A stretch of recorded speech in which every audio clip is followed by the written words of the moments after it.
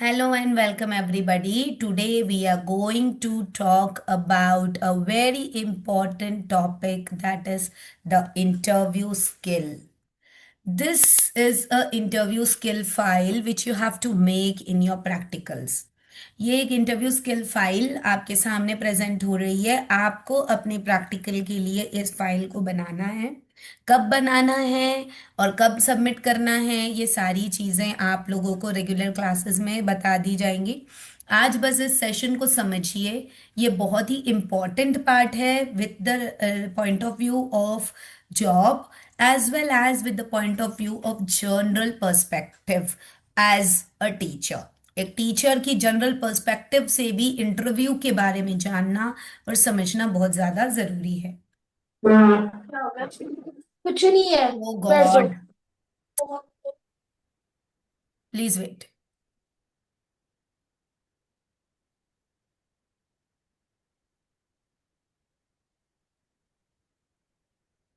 मतलब हम कितनी ही कोशिश कर लें, लेकिन आप है ना फोन को छोड़ेंगे नहीं। चलिए,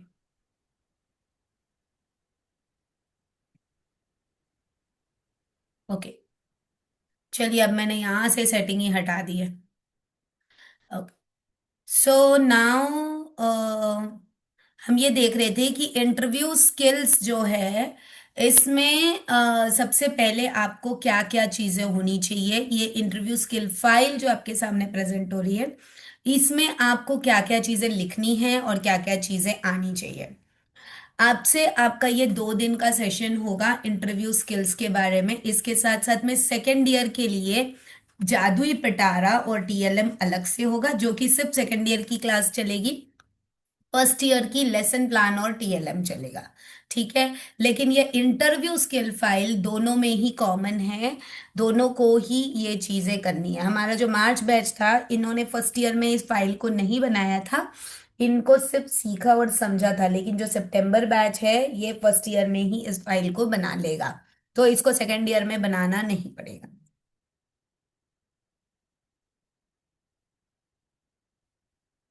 चलिए, ये तो हुई प्रैक्टिकल की बात। अब आ जाते हैं कि एग्जैक्टली exactly क्या हो रहा है और क्यों हमको ये सारी चीजें समझनी है। तो जैसा कि आपके सामने प्रेजेंट हो रहा है, मीनिंग ऑफ द इंटरव्यू।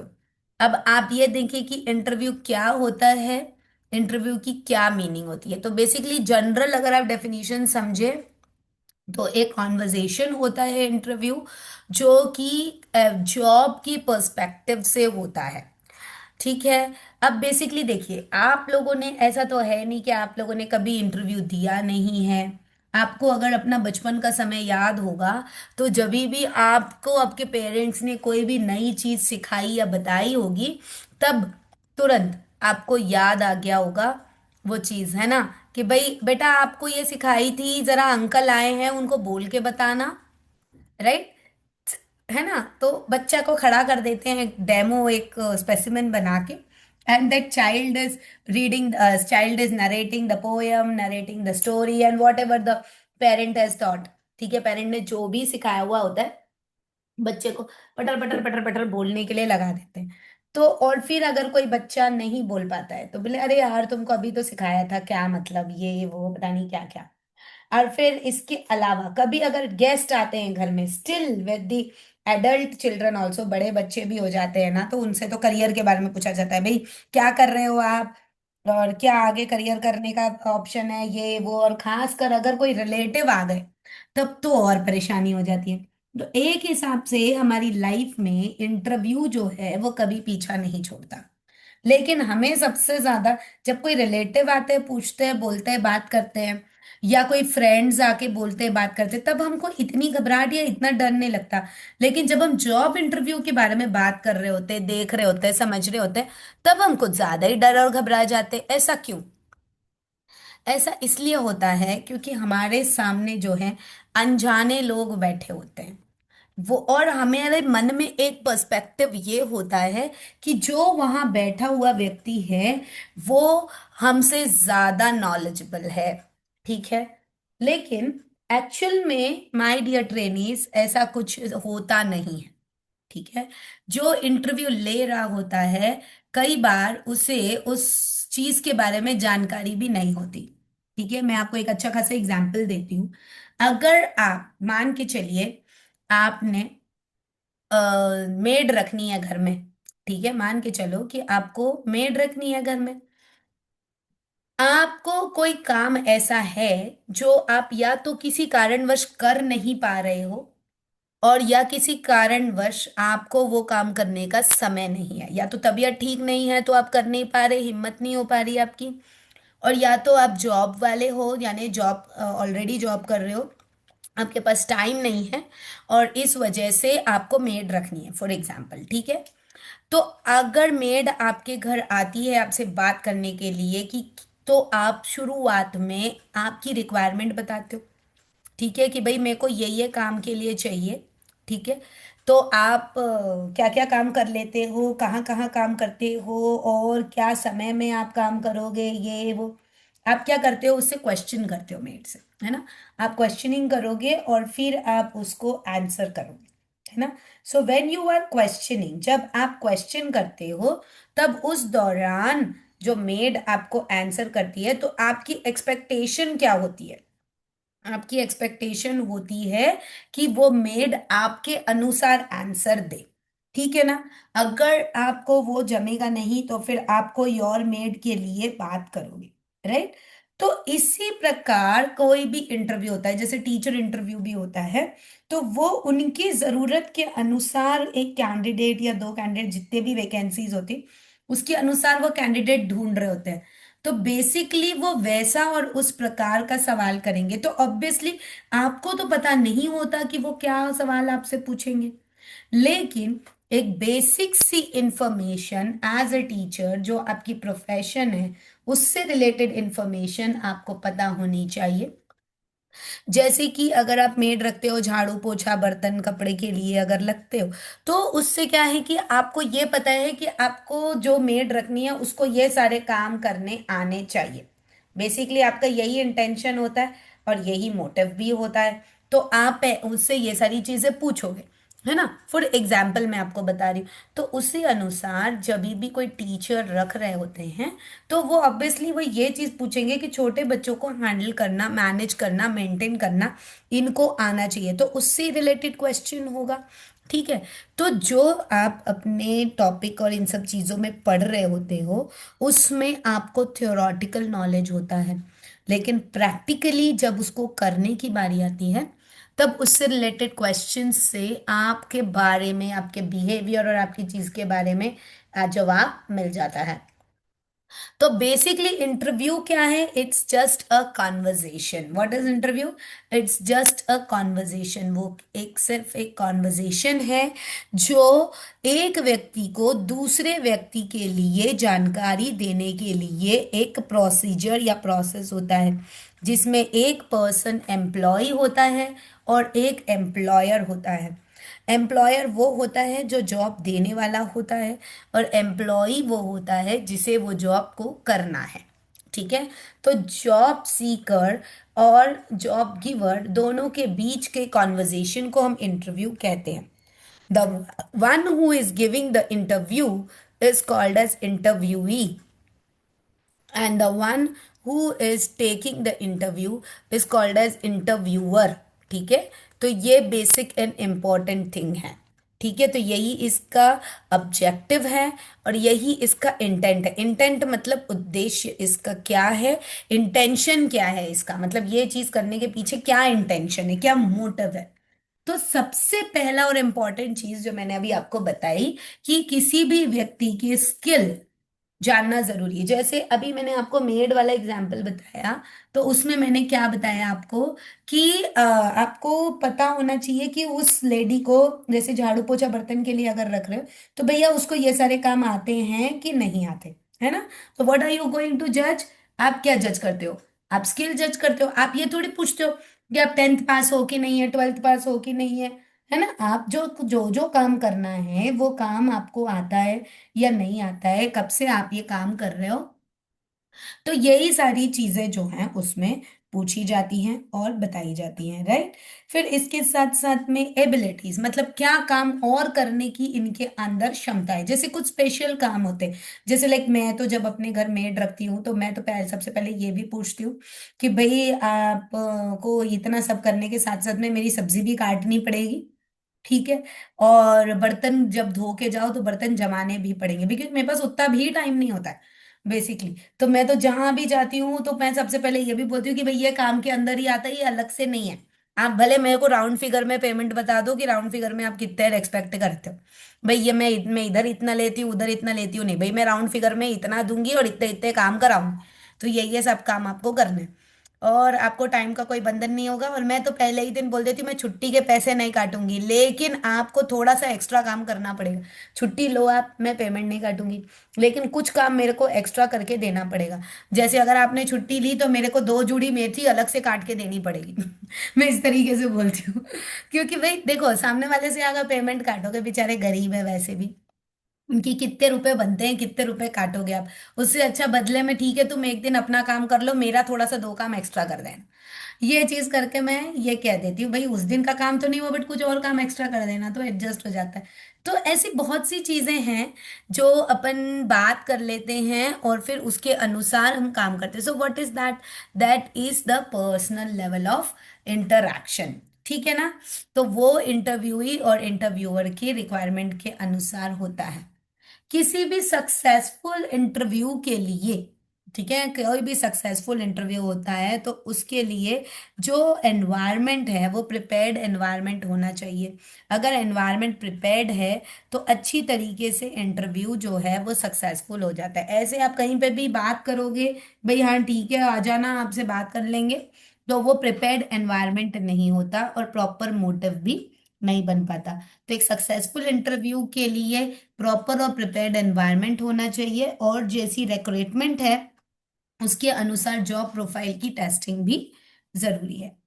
सबसे ज्यादा इंपॉर्टेंट है कि इंटरव्यू की प्रिपरेशन कैसे करनी होती है और इसके अंदर क्या क्या करना होता है। तो most effective way to prepare for the interview is that you must know from where you have done the course, आपने कहाँ से कोर्स करा है।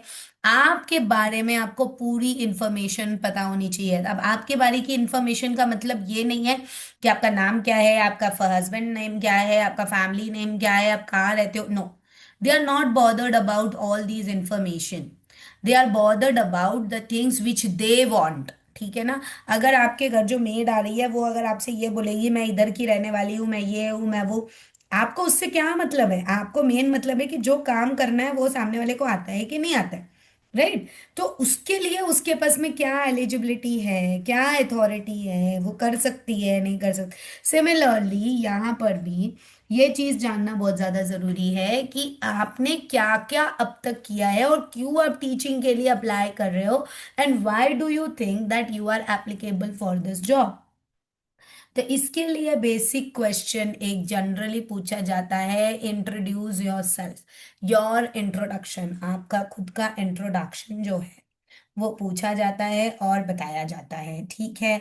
तो जब when we talk about the personal introduction, so in this the interviewer में ask the question that introduce yourself और tell me something about yourself, आप अपना इंट्रोडक्शन दें या अपने बारे में कुछ बताएं।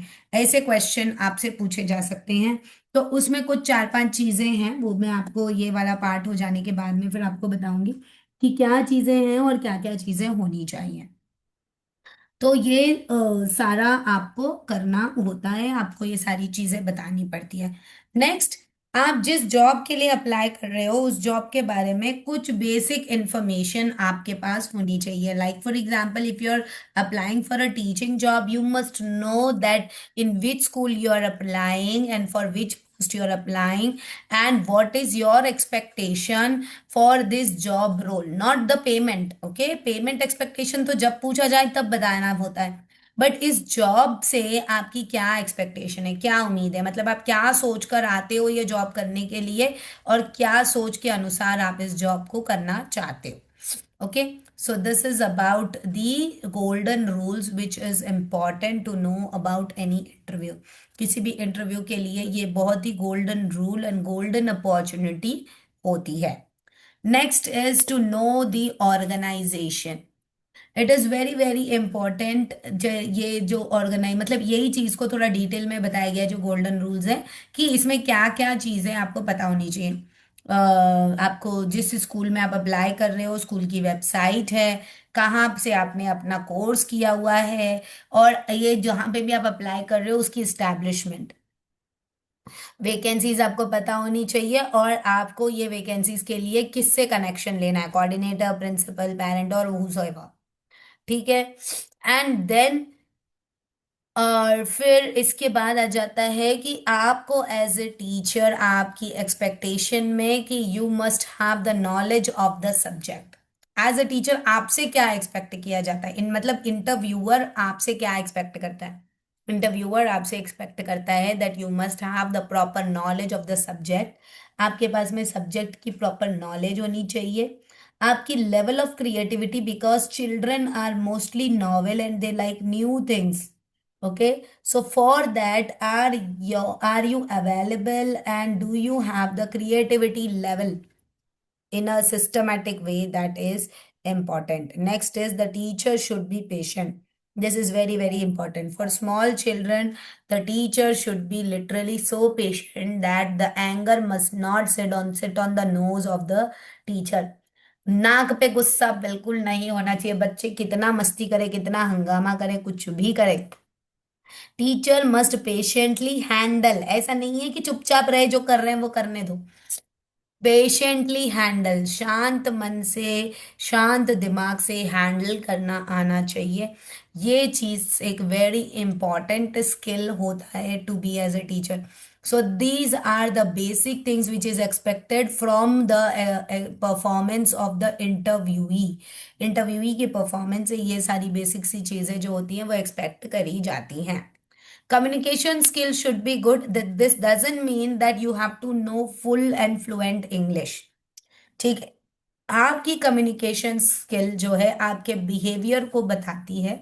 सो it should not be rigid, it should not be vulgar, and it should be as a teacher is. यानी कि एक टीचर से क्या एक्सपेक्ट कर सकते हैं उसके अनुसार आपकी कम्युनिकेशन स्किल होनी चाहिए। You should be polite, you should be humble, you should wait for the interviewer to ask, you should not cut the point of the interviewer। ये basic communication skills होते हैं जो आपको फॉलो करने होते हैं। Language no matter, language no bar. ऐसा कुछ नहीं रहता कि आपको इंग्लिश आनी ही चाहिए। कम्युनिकेशन स्किल्स मतलब एक मेंटालिटी हो जाती है कि भाई हम टीचर हैं, हम टीचर के लिए अप्लाई कर रहे हैं तो हमें फ्लुएंट इंग्लिश आनी चाहिए तभी हम इस जॉब के लिए अप्लाई कर सकते हैं। नहीं, ऐसा कुछ नहीं है।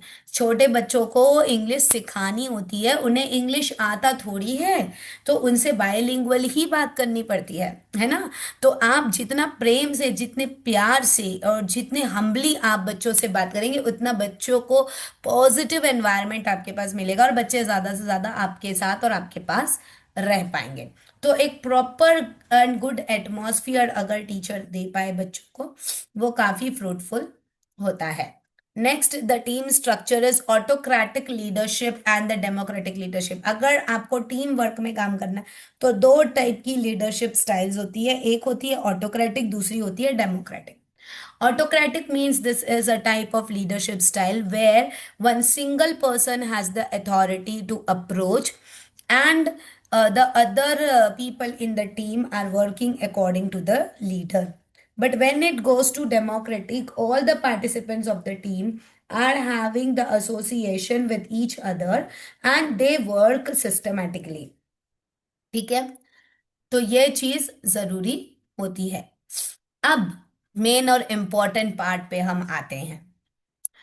आज हम यही चीज करने वाले हैं, नो अबाउट योर सेल्फ। आपको खुद के बारे में जानकारी होने के लिए आपको क्या क्या चीज पता होनी चाहिए। What all things you must no. आपको क्या चीजें पता होनी चाहिए और क्या क्या चीजें आपके पास होनी चाहिए। सो this is the foremost important thing, that is strength, weakness, opportunities and threats.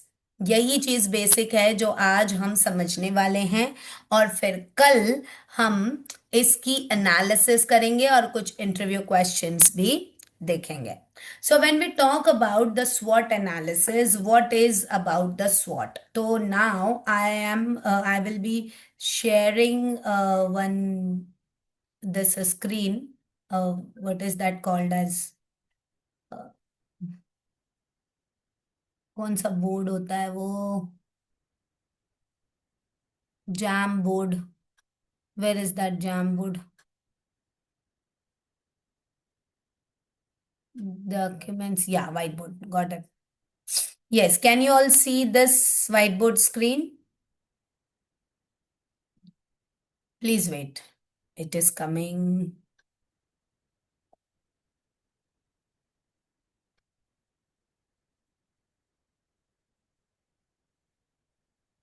Okay. Yes.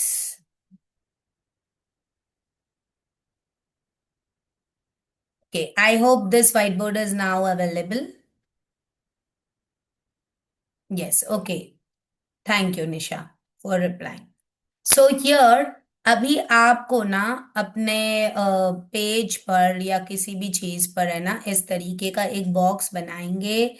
ऐसे चार उसके खंड बनाएंगे. अब ये मैं कैसा भी टेढ़ा मेढ़ा बना रही हूँ because I don't have a pen tab and all those stuff.